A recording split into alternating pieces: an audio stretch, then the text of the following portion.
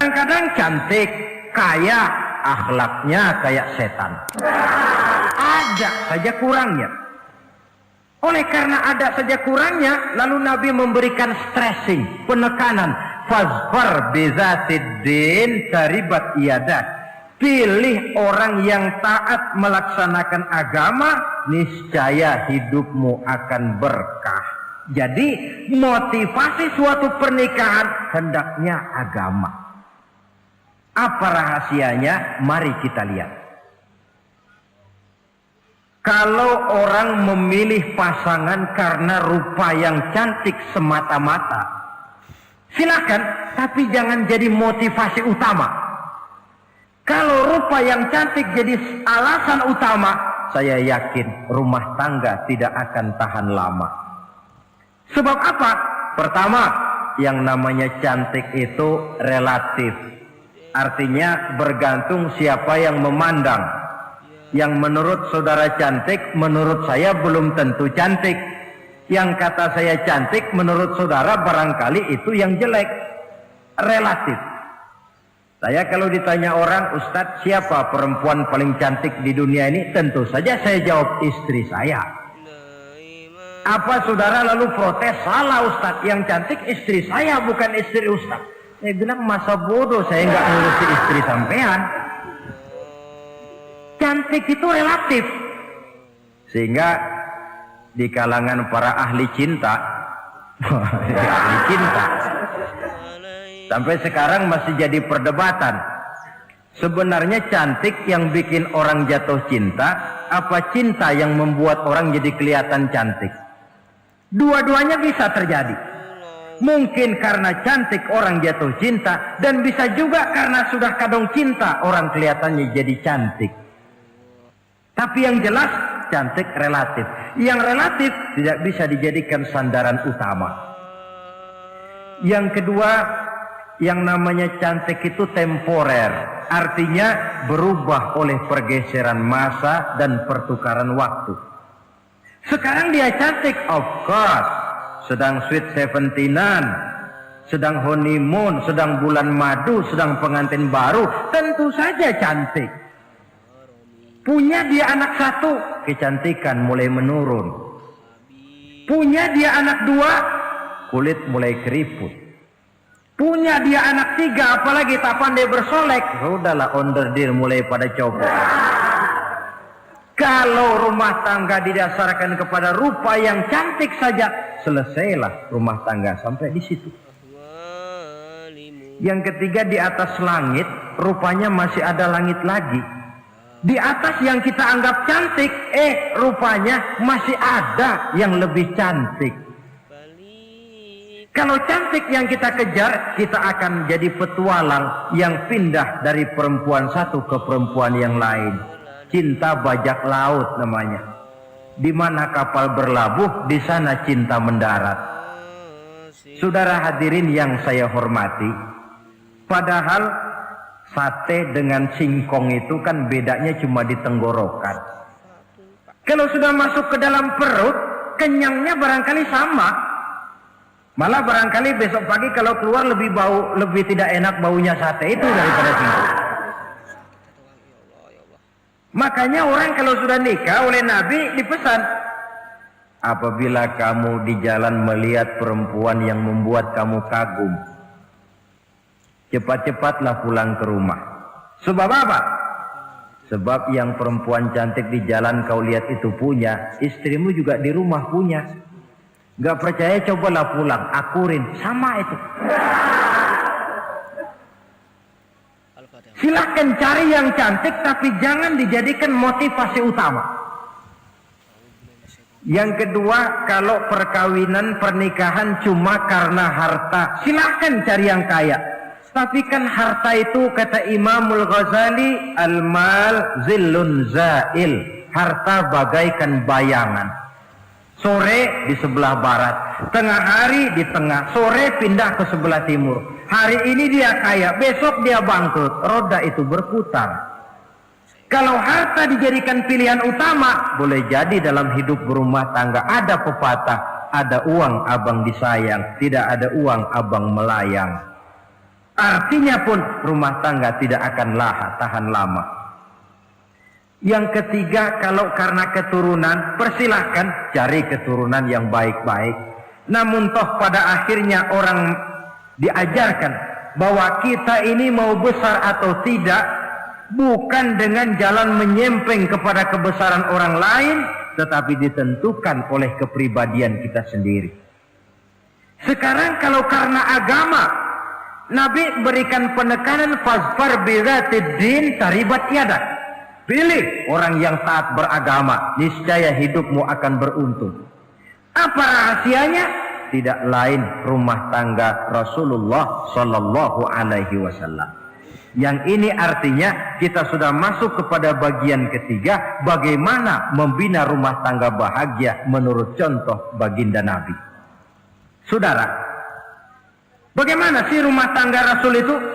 Kelihatan dari dua ucapannya, pendek, singkat, tapi punya pengertian filosofis yang mendalam. Dua kalimat saja beliau bilang tentang rumah tangganya, yaitu baiti jannati, rumah tanggaku laksana surga bagiku. Bayangkan, kalau seorang suami sudah mampu berkata macam begitu, bahagia hidupnya. Ini barangkali tantangan buat kita semua. Mampukah kita di rumah tangga berkata semacam perkataan beliau tadi? Baiti jannati, rumah tanggaku laksana surga bagi. Padahal dari sejarah kita baca, Rasul itu rumahnya kecil. Tidurnya di atas pelepah daun korma, sampai berbekas di pipinya. Sarapan paginya seteguk zam-zam, sepotong roti, kadang-kadang 3 butir korma. Tempat tidurnya bukan alga spring bed atau Dunlop pillow macam kita punya. Di rumahnya tidak ada mebel spaghetti model yang lagi ngetop-ngetopnya. Entar di tengah rumah macam itu, beliau sanggup berkata, baiti jannati. Kenapa kita yang hidup di zaman di mana fasilitas mestinya lebih menunjang, kok malah banyak yang berkata sebaliknya? Baiti nari, rumah tanggaku laksana neraka bagiku. Padahal dilihat dari segi materi, rumahnya bertingkat, mobilnya serba berkilat, uangnya banyak berlipat-lipat, istri pun cantik memikat. Kadangkala boleh jadi jumlahnya 4. Tapi tiap hari kiamat. Kenapa ini? Marilah kita lihat. Ternyata rumah tangga Rasul itu motivasinya tidak lain agama. Agama menuntun suami dan istri masing-masing untuk tahu kewajiban dan tahu haknya. Kalau kewajiban sudah dilaksanakan, lalu hak diberikan, akan timbul pengertian, understanding. Kalau sudah ada saling pengertian, akan timbul ketenangan, feeling of security. Dan ketenangan tangga utama untuk mencapai yang disebut bahagia. Itu sebabnya hakikatnya membicarakan rumah tangga yang berdasarkan agama tidak lain adalah bagaimana seharusnya seorang suami melaksanakan kewajibannya dan seorang istri melaksanakan tugasnya. Artinya kewajiban suami itu apa? Kewajiban istri itu apa? Kewajiban istri hak suami, kewajiban suami hak untuk istrinya menurut tuntunan dan tuntutan agama. Saudara hadirin, menurut hadis riwayat Abu Dawud dari Muawiyah bin Haidah, satu hari Rasul ditanya, ya Rasul, apa sih hak istri-istri kami ini? Artinya kewajiban kami sebagai suami ini apa? Rasul menjawab, pertama, antat'amaha iza ta'imta, kau beri istrimu makan sebagaimana engkau makan. Kewajiban seorang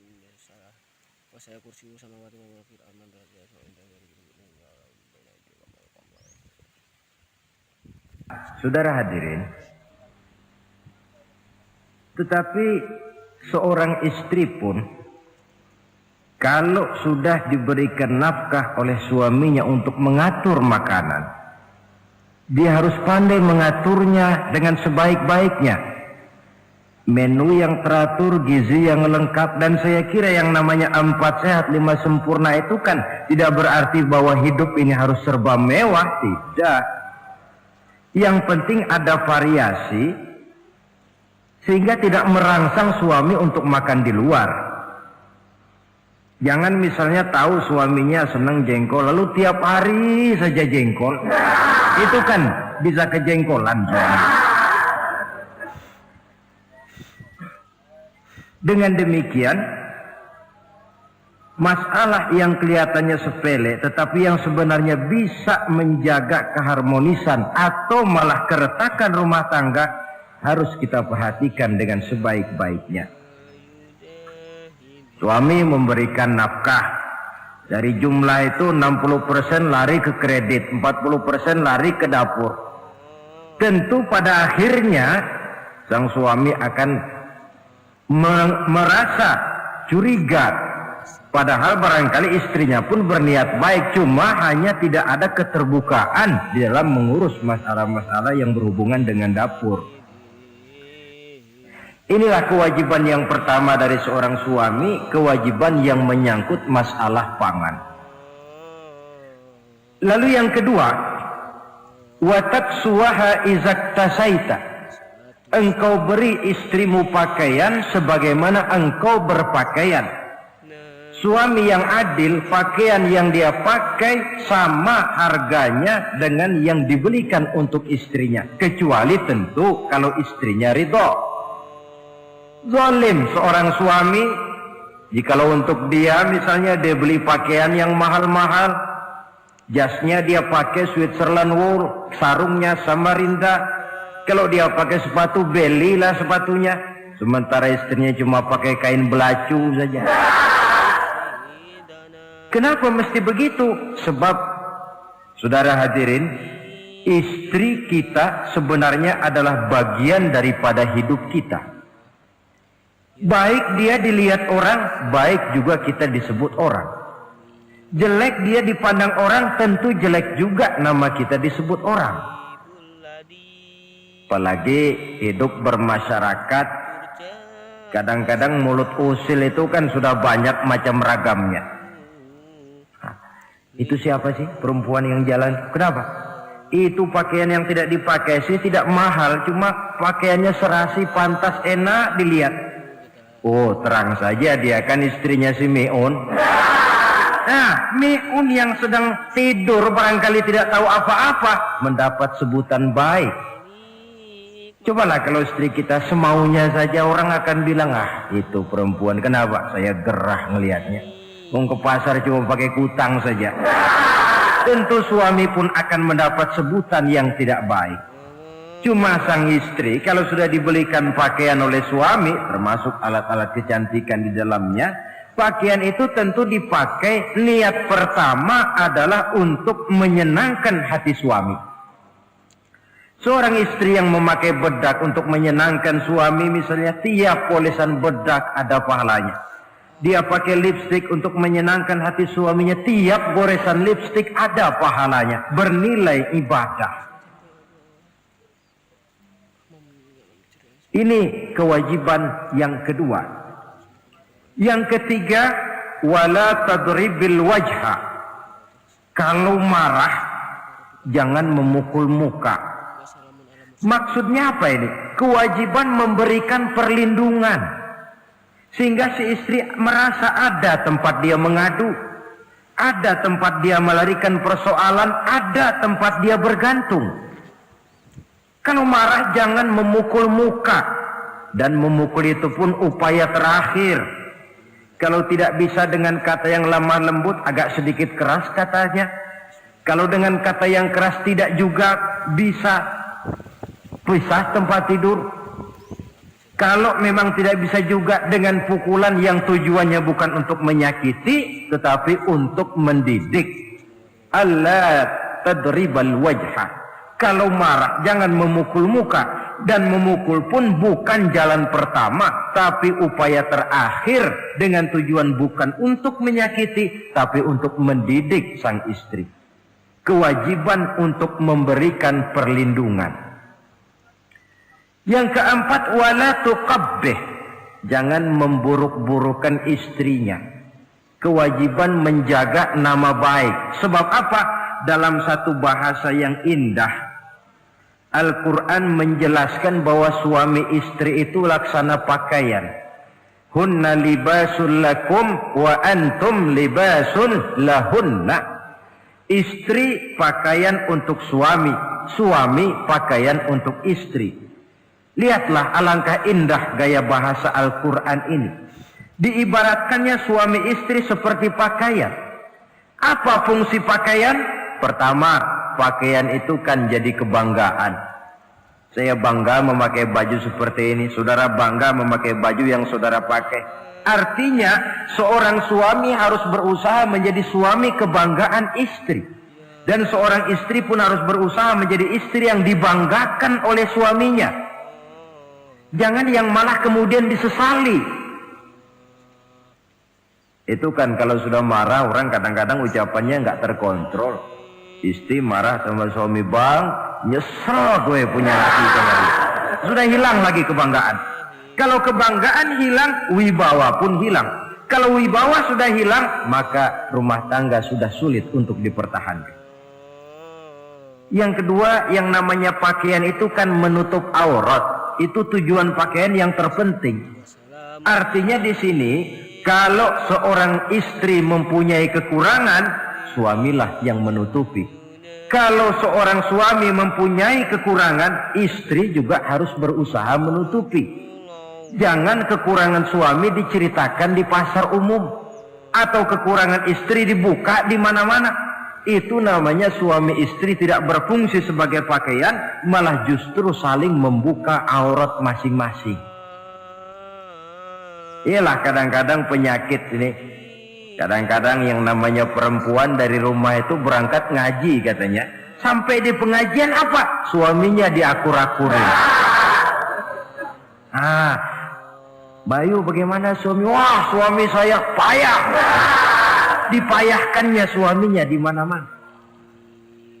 Atau aib dan kekurangan istri diceritakan di mana-mana. Orang bertanya, gimana mas istrinya? Oh, gak maju. Loh, kenapa istrimu kan cantik? Iya, soal cantik sih iya, tapi tidurnya kok ngiler ini. Nah, ini kan tidak perlu yang macam begini ini. Tidak bisa menjaga apa yang disebut security informasi. Fungsi pakaian sebagai suami istri tidak berjalan di dalamnya. Saling menjaga kehormatan diri. Ini yang keempat. Yang kelima, wala tahjur illa fil bait. Jangan berpisah dari istri kecuali di rumah. Maksudnya begini, kalau satu hari seorang istri suami marah kepada istrinya, tidak usah istri itu disuruh pulang ke rumah orang tuanya, ke rumah mertua lalu diusir. Tidak, cukup pisah tempat tidur saja. Ini mana maknanya wala tahjur illa fil baiti. Umpamanya, dek malam ini saya sedang tidak enak pikiran, kau tidur di kamar belakang lah, saya kamar depan. Cukup pisah tempat tidur saja, tidak perlu istri dipulangkan ke rumah orang tuanya. Nanti umpamanya tengah malam turun hujan, udara dingin, pikiran berubah, berasa perlu, kan tinggal manggil. Tidak jauh secara psikologis ajaran semacam ini bisa kita terima. Saudara hadirin yang saya hormati, ini pada prinsipnya kewajiban seorang suami. Kewajiban yang menyangkut masalah pangan, sandang, perlindungan, memelihara kehormatan, dan menjaga ketenangan di rumah tangga dengan menyelesaikan persoalan di rumah tangga itu secara intern. Jangan belum apa-apa sudah mertua diundang, orang tua dibon. Persoalan belum tentu selesai, tapi masalah sudah meluas. Cobalah kita selesaikan intern dulu. Kalau kemudian ternyata dianggap perlu mengundang orang tua, mertua, keluarga,